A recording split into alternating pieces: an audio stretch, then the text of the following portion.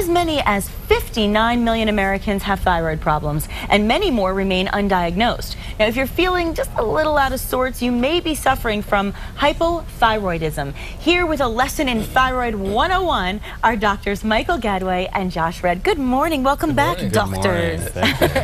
It's good to have you back with us today. Thanks for having us. Talking about something so important, and you know, we've had this discussion a few times, so some people may have caught it, but you say that your clinic really has had a lot of inquiries about hypothyroidism. So this information is really worth repeating, and so I want people to really listen up. I read the list of symptoms of a low thyroid and was really amazed at the severity of some of them. And Dr. Redd, you founded Red River Health and Wellness. Yeah. So, you know, this place is really special because it specializes in medicine that deals with the dysfunctions that some of us don't even realize we have. Yeah, we try to get to the underlying cause of things rather than just trying to treat the symptoms. We try to figure out the different imbalances that might be associated with people's chronic disorders, and kind of work there. So what causes a low thyroid? The number one cause is a disease called Hashimoto's disease. This is an autoimmune disease where the patient's immune system, instead of attacking bad things, is now attacking its own tissue. In this case, it's the thyroid. And so it's not even a thyroid problem. The thyroid in this case is just the victim. It's the it's the actual autoimmune response, which is the big issue that you need to focus on. So yeah, there's a lot more to it than just the thyroid itself. There's a lot more. Yeah, can you elaborate a little bit more on some of the symptoms that we will notice with a low thyroid? Yeah, I mean, as far as the symptoms are concerned, depression, fatigue, inability to lose weight is a big one. Anxiety, restlessness, insomnia, headaches. You know, there's a lot of different symptoms that go on with it. Intestinal problems are a big issue too, bowel problems. So we really need to pay attention to these things and not just say, well, I'm just, I've been getting a lot of headaches lately, no big deal. You have to really look at this as this could possibly be something that is causing a low thyroid issue for you. Yeah. And it's important to know that. And Dr. Gadaway, I want to mention that you manage the Albuquerque office of Red River Health and Wellness. So if someone comes in and they say, I think I'm having these kind of symptoms, what would be the next step? The next step, Nikki, is to realize that you don't have to feel bad all day long. Many of our patients are suffering and pushing themselves through the day because they're relentlessly fatigued and tired. So if you feel this way, it's not normal. What you do is you give a phone call to us and we can help you because we have the tools to empower you to feel better.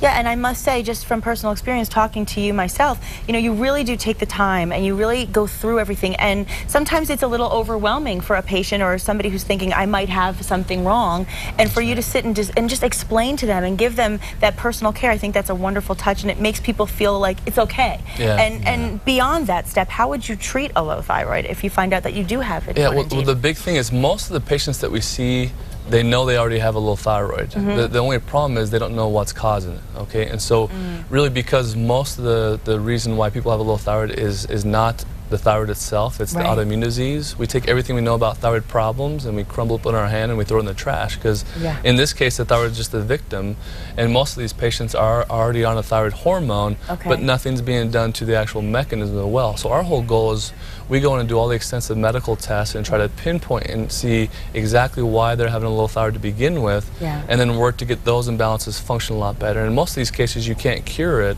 You can tame it, but you can't cure it. And so it takes a lot of effort on our part to find the problems and to get those function a lot better, but it takes a lot of effort on the patient's part as well. So. Absolutely, because you're dealing with treating, not curing, and so that's a lifelong process. It's a management, it's definitely a management tool there. So. Well, who's most likely to have a low thyroid? Is there anybody more inclined than others? Yeah, mostly our patients are women, middle-aged, about 10 to 1 female to male. Wow, that's a pretty big deal. So women, listen up. I mean, and I guess a lot of us just want to know, can it be avoided altogether, or is it just one of those things that just happens? Unfortunately, it can't. I mean, there's not any research that shows that you can. With the females, a lot of the big problems that we're seeing with all the research and literature out there now is estrogen surges. So, going through puberty, birth of the children, going through menopause, that's usually when it will turn that gene on, and then from that point on, they'll have that immune response starting to attack the tissue and causing problems. So there really is a direct correlation between your hormones and your thyroid? Oh yeah, you betcha. There's going to be a lot of different things. There's, when it comes to Hashimoto's, there's a lot of different triggers. Whether there be 8 to 10 different physiological imbalances that might cause it to flare up. There could be a couple food intolerances that cause it to flare up.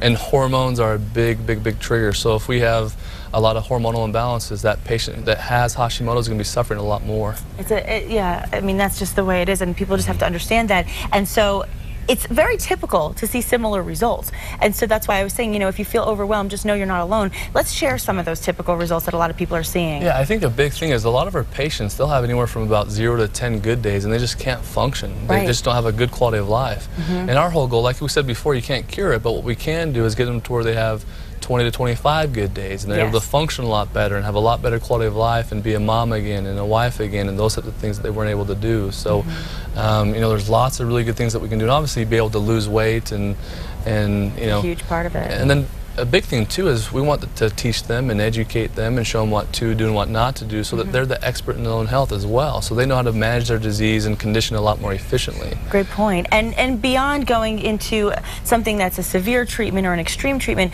I really like the fact that when we talked personally, you said, you know, you can start by just changing your diet, changing some of your habits, drink more water, get on a schedule where you're eating more meals a day, and you know, things like that. And so it's not like you have to just jump into something drastic. You can take it gradually, right, doctor? Right, and our program actually is a gradual program. So we don't remove everything from you right away because it becomes a burden for you. So we actually have the tools to navigate you through the process, and we take you step by step by step, so you don't feel lost, you feel empowered. Absolutely. And let's tell everybody a little bit more about the services that are offered at the center so that they know what they can expect. Yeah, so I mean, we deal with a lot of blood chemistry. We deal with a lot of different chronic diseases like type 2 diabetes and especially Hashimoto's and things like that. But I mean, if anyone has any type of chronic issue, I think it's a good place to start to get a really extensive blood test and figure out in detail, you know, rather than just treating the symptoms, what's causing it. Absolutely, and let's tell our viewers exactly how they can contact you. So they can go to our website for a free consultation or for a free brochure at redriverhealthandwellness.com, or you can call us at 505-247-1000. Dr. Redd, Dr. Gadaway, thank you both so much. It's been a pleasure, and we'll look forward to our next discussion because we want to keep everybody healthy first and foremost.